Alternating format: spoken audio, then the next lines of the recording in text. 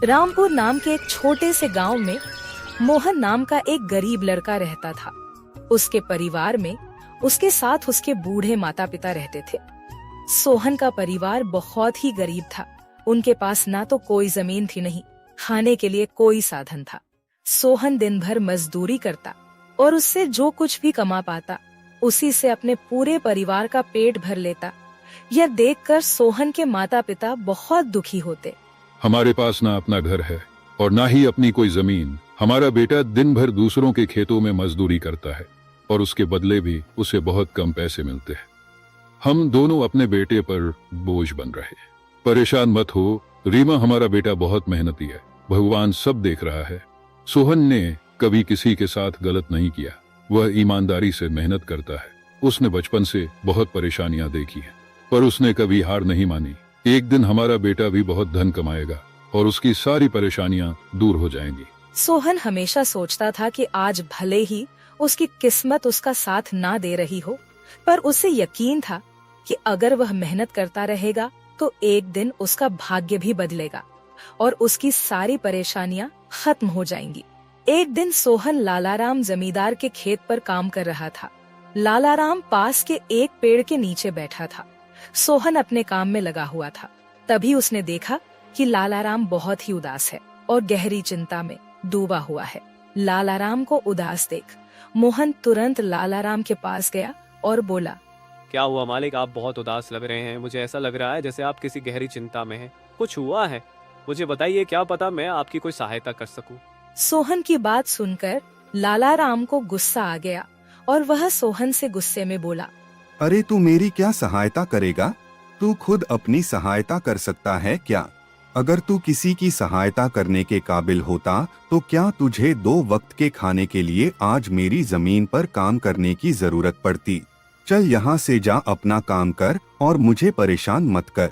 सेठ जी, ऐसा नहीं है, यह सब वक्त वक्त की बात है। सब किस्मत का खेल है और इंसान को अपनी मेहनत पर विश्वास रखना चाहिए। आज भले ही किस्मत मेरे पक्ष में ना हो, लेकिन अगर मैं ईमानदारी और लगन से मेहनत करता रहूंगा तो किस्मत भी एक दिन मेरी तरफ झुक जाएगी। मेहनत और धैर्य से तकदीर के दरवाजे खुलने में देर हो सकती है, लेकिन मेहनत कभी बेकार नहीं जाती। मोहन की बात सुनकर लालाराम बहुत प्रसन्न हुआ। अरे सोहन, तेरे विचार तो बहुत अच्छे हैं। तेरी बातें सुनकर मन को एक सुकून सा मिला है। इतनी परेशानियों में भी तू अपनी जिंदगी खुश होकर काट रहा है। सेठ जी, यह सब मेरे पिता की सीख है। जब भी मैं किसी चीज के लिए अपने पिता से जिद करता था तो मेरे पिता हमेशा मुझे यही समझाते थे, बेटा सोहन, हमारे पास इतना धन नहीं है कि मैं तेरी हर इच्छा पूरी कर सकूं, लेकिन एक बात हमेशा याद रखना, जिंदगी भी मौसम की तरह होती है। कभी यह धूप की तरह खुशियों से भरी होती है, कभी ठंड की तरह कठिनाइयां लाती है और कभी बारिश की तरह परेशानियां आती है। लेकिन जैसे हर मौसम बीत जाता है वैसे ही जिंदगी के मुश्किल हालात भी गुजर जाते हैं। बस धैर्य और हिम्मत बनाए रखना जरूरी है, क्योंकि एक दिन सब कुछ ठीक हो ही जाता है। अरे वाह, लगता है तेरे पिता बहुत ही नेक इंसान है। किसी दिन मैं भी उनसे जरूर मिलूंगा। मालिक, क्या हुआ है? आप एक बार मुझे साफ साफ बताइए, क्या पता आपकी परेशानी का कोई हल मिल ही जाए। अरे सोहन, मैं एक बहुत बड़ी परेशानी में फंस गया हूँ। मुझे अपनी परेशानी का कोई भी हल नजर नहीं आ रहा है। सेठ जी, एक बार मुझे बताइए तो क्या पता आपकी परेशानी का कोई हल निकल ही जाए। सोहन, हमारे गांव में मेरे पिता की एक पुश्तैनी जमीन थी जो काफी पीढ़ियों से हमारे पास थी। उस पर मेरा और मेरे भाई का हक है, पर हमारे गांव के ही 2 बाप बेटों ने उस पर कब्जा कर लिया है। मैं पुलिस थाने में केस दर्ज कराने की सोच रहा था, लेकिन गांव के बहुत बड़े बड़े लोग उनके साथ हैं। मैं कितनी भी कोशिश कर लूं, लेकिन मैं उन लोगों का कुछ नहीं बिगड़ पाऊंगा। अब तो उन लोगों ने उस जमीन पर खेती भी शुरू कर दी। मेरे पिता की पुश्तैनी जमीन मेरे हाथों से छीनी जा रही है, इसलिए मैं बहुत परेशान हूँ। मुझे समझ नहीं आ रहा मैं अब क्या करूँ। आप सही कह रहे हैं सेठ जी, अगर आप कानून का सहारा लेकर भी अपनी जमीन को वापस लेने की कोशिश करेंगे तो भी आप उनका कुछ नहीं कर पाएंगे। हाँ सोहन, अब तू ही बता, मैं अब क्या करूँ? मैं तो सोच सोच कर परेशान हो गया हूँ। मेरी पुश्तैनी जमीन छीनी जा रही है और मैं कुछ भी नहीं कर पा रहा। सोहन ने कुछ देर सोचा और कहा, मालिक आप चिंता मत कीजिए, हर परेशानी का कोई ना कोई हल जरूर होता है। अगर आप चाहे तो एक तरीका है जिससे आप अपनी जमीन वापस पा सकते हैं। अगर ऐसा कोई तरीका है तो जल्दी बताओ सोहन, वह क्या तरीका है? सोहन ने लाला राम को अपनी सारी तरकीब पूरी तरह समझा दी। तरकीब सुनकर लाला राम मोहन से कहता है, अरे वाह सोहन, तू तो बहुत समझदार है, तूने तो बहुत अच्छी तरकीब बताई है।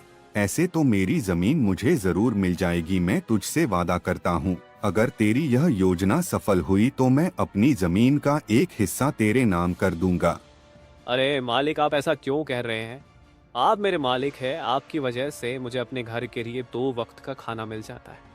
आपकी मदद करना तो मेरा फर्ज है, मुझे आपकी जमीन नहीं चाहिए, ठीक है? सोहन तुम बहुत नेक इंसान हो, कल से तुम इस काम पर लग जाओ। सोहन फिर से खेत में अपने काम पर लग जाता है।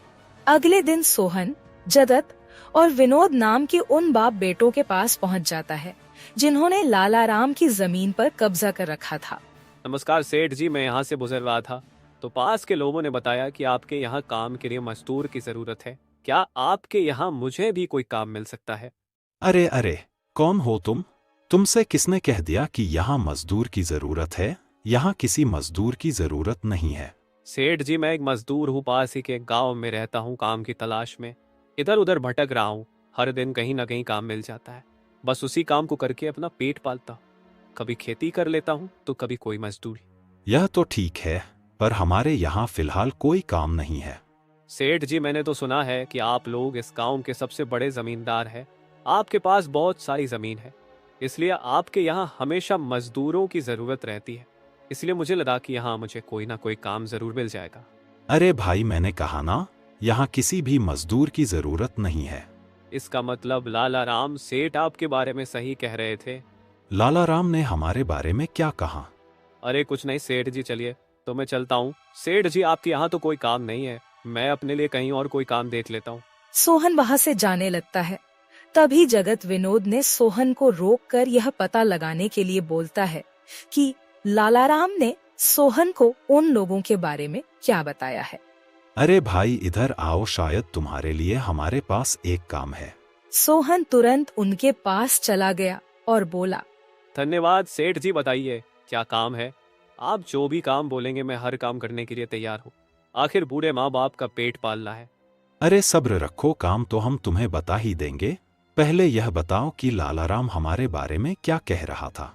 सेठ जी, मैं पहले लाला राम सेठ के यहाँ काम करता था, पर वह बहुत ही कंजूस और बदतमीज आदमी है। मैं उनकी यहाँ दिन रात मेहनत करता, पर इतनी मेहनत करने के बाद भी वो मेरी सही मजदूरी नहीं देता था। इस बात पर कल मेरी उससे बहस हो गई थी। फिर क्या हुआ? लाला राम ने हमारे बारे में क्या कहा? जब मेरी सेठ लाला राम से बहस हो रही थी तब उसने ने मुझे कहा कि पूरे गांव में उनसे ज्यादा मजदूरी कोई नहीं दे रहा। तो मैंने गुस्से में कह दिया कि गांव के सबसे बड़े जमींदार जगत सेठ और विनोद सेठ सबसे अच्छी मजदूरी देते हैं, इसलिए उनके यहाँ हमेशा काम करने वालों की भीड़ रहती है। हाँ भाई, बिल्कुल सही कहा था। आखिर हम गांव के सबसे बड़े जमींदार हैं। हमारा फर्ज है कि जो भी मजदूर हमारे यहाँ काम करता है उसे उसकी मेहनत के हिसाब से सही मजदूरी मिले। वाह सेठ जी, आपने बहुत अच्छी बात कही। लाला राम सेठ कभी भी आपकी बराबरी नहीं कर सकता, वह तो शायद आपके जितना भी नहीं सोच सकता। जगत और विनोद सोहन की चापलूसी भरी बातों में आ जाते हैं और उसे अपने यहाँ काम पर रख लेते हैं। चलो अब काम की बात करते हैं। तुम एक अच्छे इंसान लगते हो। हमें अपने खेत पर काम करने के लिए तुम्हारे जैसे ही एक मजदूर की जरूरत है। कल से ही काम पर आ जाना। कुछ दिन ऐसे ही बीत गए। एक दिन जगत अपने बेटे विनोद से बोला, विनोद बेटा, यह सोहन तो बहुत मेहनती है। यह अकेले ही 4 लोगों का काम कर देता है। अच्छा हुआ कि हमने इसे रोक लिया। हाँ पिताजी, आप सही कह रहे हो। सोहन बहुत मेहनती है, इसके जितना काम शायद ही कोई और करता होगा। ये पूरा दिन यहाँ काम पर अकेला लगा रहता है। सोहन की मेहनत ने जगत और विनोद का दिल जीत लिया। कुछ दिन और बीत गए। एक शाम जगत और विनोद अपने खेतों का दौरा कर रहे थे। जब वे अपने खेत पर पहुँचे तो देखा कि सोहन इतने देर तक भी काम कर रहा था। सोहन भाई, अब तो रात होने वाली है, तुम इतनी देर तक काम क्यों कर रहे हो? अब घर जाओ और आराम कर लो। सेठ जी, हमारी किस्मत में आराम कहाँ है? घर पर बूढ़े माँ बाप है, काम नहीं करूंगा तो उनके लिए 2 वक्त का खाना कहाँ से जुटा पाऊंगा? घर पर बैठकर आराम करने से अच्छा है कि मैं काम करूं। इस तरह मेरा मन भी लगा रहता है। तुम बहुत मेहनती हो सोहन, आज का काम यहीं छोड़ दो और घर जाकर आराम करो। नहीं सेठ जी, इसकी कोई जरूरत नहीं है। मैं काम करने में खुश हूँ। आप लोग जाइए, मैं ठीक हूँ। ठीक है सोहन, फिर हम जाते हैं। जब तुम्हारा मन करे काम खत्म करके अपने घर चले जाना, ठीक है। इसके बाद जगत और विनोद खेत को सोहन के भरोसे छोड़कर चले गए। अगली सुबह जब विनोद और जगत अपने खेत पर लौटे तो देखा कि वहाँ पुलिस खड़ी है। पुलिस को देखकर दोनों दौड़ते हुए आए और पूछा, क्या हुआ थानेदार साहब, आप यहाँ क्या कर रहे हैं? क्या यह जमीन तुम दोनों की है? हाँ थानेदार साहब, यह जमीन हमारी है, हमारे पास इसके कागजात भी हैं। फिर तो तुम दोनों को ले जाकर जेल में डालना ही पड़ेगा। यह क्या कह रहे हैं थानेदार साहब, हम कुछ समझे नहीं, आप क्या कहना चाह रहे हैं? अभी तुम दोनों बहुत अच्छे से समझ जाओगे। वह देखो तुम्हारी जमीन से क्या निकला है। थानेदार के कहते ही दोनों बाप बेटे जब पलट कर देखते हैं तो वहाँ उनकी जमीन में एक लाश दबी हुई थी जिसमें सिर्फ कंकाल बचा था। यह देखकर दोनों बाप बेटे डर जाते हैं। थानेदार साहब, यह किसकी लाश है और यह हमारे खेत में कहाँ से आ गई? अब बहाने मत बनाओ, पहले लोगों को मारो फिर उन्हें अपनी जमीन में गाड़ दो और अब कह रहे हो कि यह क्या है? नहीं थानेदार साहब, हमें नहीं पता कि यह सब क्या है। यह लाश यहाँ कैसे आई, हमें कुछ नहीं पता। अब झूठ मत बोलो, अगर फांसी नहीं हुई तो कम से कम तुम दोनों को उम्र कैद की सजा तो जरूर मिलेगी। फांसी और उम्र कैद की बात सुनकर दोनों बाप बेटे डर गए और थानेदार के सामने गिड़गिड़ाने लगे। थानेदार साहब, हम इस लाश के बारे में कुछ नहीं जानते। हमें नहीं पता यह लाश किसकी है और इसे यहाँ कौन गाड़ कर चला गया। इस मामले से बचने के लिए दोनों ने कुछ तरकीब सोचनी शुरू की। तभी सोहन वहाँ आ जाता है। अरे सेठ जी, यह पुलिस यहाँ क्यों आई है? क्या हुआ है? सोहन देखो, पता नहीं कहाँ से हमारी जमीन में यह कंकाल आ गया है। मालिक, यह कंकाल यहाँ कहाँ से आ गया? ये तो बहुत गंभीर बात है। हाँ सोहन, पता नहीं यह कंकाल यहाँ कहाँ से आया है और थानेदार साहब को लगता है कि इसे हमने यहाँ मारकर गाड़ा है। अब तू ही कोई उपाय सोच जिससे हम इस परेशानी से बच सके। तीनों को आपस में खुसर फसर करते देख थानेदार ने कहा, अब कोई तरकीब मत बनाओ, तुम दोनों बाप बेटों में से कोई एक तो जरूर जेल जाएगा। अब तुम ही तय करो जेल कौन जाएगा। थानेदार साहब, थोड़ा सा समय दीजिए, हम तय कर ले कि जेल कौन जाएगा। मैं बस 5 मिनट देता हूँ, जल्दी से फैसला करो कौन जाएगा जेल। सोहन, जगत और विनोद थोड़ी दूरी पर जाकर बात करने लगे। देखो मालिक, दोनों के फंसने से अच्छा है कि कोई एक फंसे। अब सोचिए कौन जाएगा। हम दोनों में से कोई भी जेल नहीं जाना चाहता। सोहन भाई, कोई उपाय सोचो जिससे हम दोनों इस मुसीबत से बच सके। मालिक, एक बात कहूँ, इस कंकाल को देखकर ऐसा लगता है कि इसे काफी महीने पहले जमीन में दबाया गया होगा। जगत फांसी की बात सुनकर पहले ही डर गया था और सोहन की बात सुनते ही उसने फटाफट पूरी कहानी सोहन को बता दी। देखो सोहन भाई, सच कहूँ तो यह जमीन हमने कुछ महीने पहले ही लालाराम से हड़प ली थी। विनोद की बात सुनकर मोहन ऐसा दिखाने लगा जैसे उसे कुछ पता ही ना हो। क्या क्या कहा मालिक आपने? ये जमीन हड़पी थी, मुझे कुछ समझ नहीं आ रहा, जरा साफ साफ बताइए। जगत ने जमीन हड़पने की पूरी कहानी सोहन को बताई। पूरी कहानी सुनने के बाद सोहन ने कहा, मालिक, मेरे पास एक तरकीब है जिससे सांप भी मर जाएगा और लायत ही भी नहीं टूटेगी। जल्दी बताओ सोहन भाई, क्या तरकीब है? तरकीब बताने से पहले मुझे यह बताइए कि आप लोगों के लिए क्या ज्यादा जरूरी है, यह जमीन या आप दोनों की जान? सोहन, इसमें पूछने वाली कौन सी बात है? हमारे लिए जमीन से ज्यादा हमारी जान प्यारी है। तो एक काम कीजिए मालिक, आप सबसे पहले जाकर थाने आर को बताइए कि यह जमीन सेठ लालाराम की है। आप उनसे बोलिए कि हमने तो कुछ महीने पहले ही यह जमीन बस काम करने के लिए उनसे ली थी, बाकी का काम मैं संभाल लूंगा। अरे सोहन, लेकिन इससे तो हमारी जमीन हमसे छिन जाएगी, फिर क्या होगा? नहीं मालिक, शायद आप मेरी तरकीब समझ नहीं पाए। जब आप थानेदार को बताएंगे कि यह जमीन सेठ लालाराम की है तो पुलिस किसे गिरफ्तार करेगी? सेठ लालाराम को। और जब लालाराम जेल चला जाएगा तब आप लोग फिर से जमीन पर कब्जा कर सकते हैं। इससे आप लोग भी जेल जाने से बच जाओगे और जमीन भी आपके ही के पास रहेगी। सोहन की तरकीब सुनकर दोनों बाप बेटे दंग रह गए। वाह सोहन भाई, तुम तो बहुत होशियार हो। आज तक तुमने हमें अपने काम से खुश किया था, अब तुम्हारी बुद्धि हमारी जान भी बचाएगी। इसके बाद तीनों थानेदार के पास गए और मोहन ने जो कुछ कहा था वही बात दोनों बाप बेटे थानेदार से कहने लगे। थानेदार साहब, यह जमीन हमारी नहीं है। हमने कुछ महीने पहले ही काम करने के लिए यह खेत लालाराम सेठ से लिया था। वह जब खुद फंस गए हो तो अब किसी और को फंसाकर अपनी जान बचाना चाहते हो ना? साहब, अगर आपको हमारी बात पर यकीन नहीं हो रहा तो आप सोहन से पूछ लीजिए। वह हमारे साथ बस कुछ दिनों से ही काम कर रहा है। इससे पहले वह सेठ लालाराम के यहाँ काम करता था। बोलो सोहन, यह जमीन किसकी है? थानेदार साहब, ये जमीन सेठ लालाराम की है।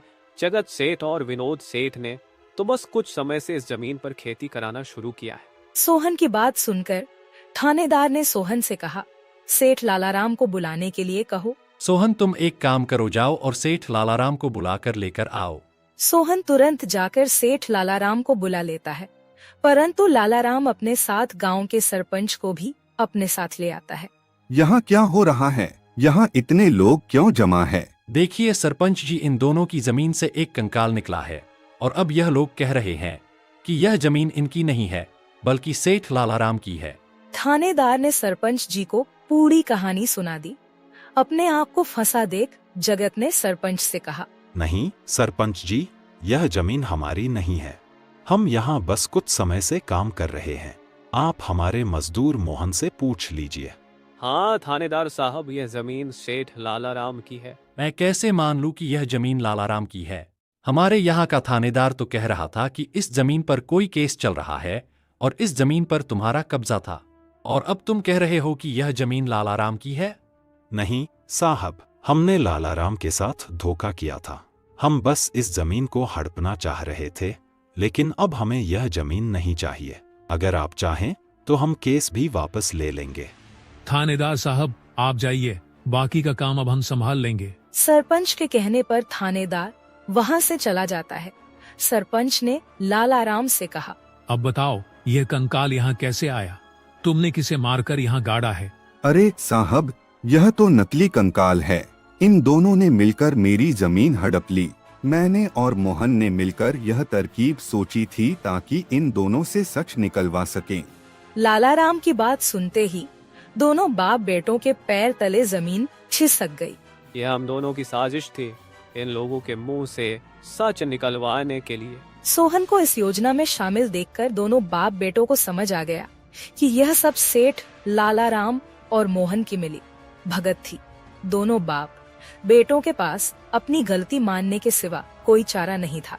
हमें माफ कर दीजिए सरपंच जी, हम लालच में आ गए थे। हमें माफ कर दीजिए। हम आज के बाद यह गलती कभी नहीं करेंगे और यह जमीन भी सेठ लालाराम को वापस दे देंगे। जगत और विनोद दोनों सरपंच और सेठ लालाराम से माफी मांगने लगे। दोनों को इतना गिड़गिड़ा देख लालाराम ने उन्हें माफ कर दिया।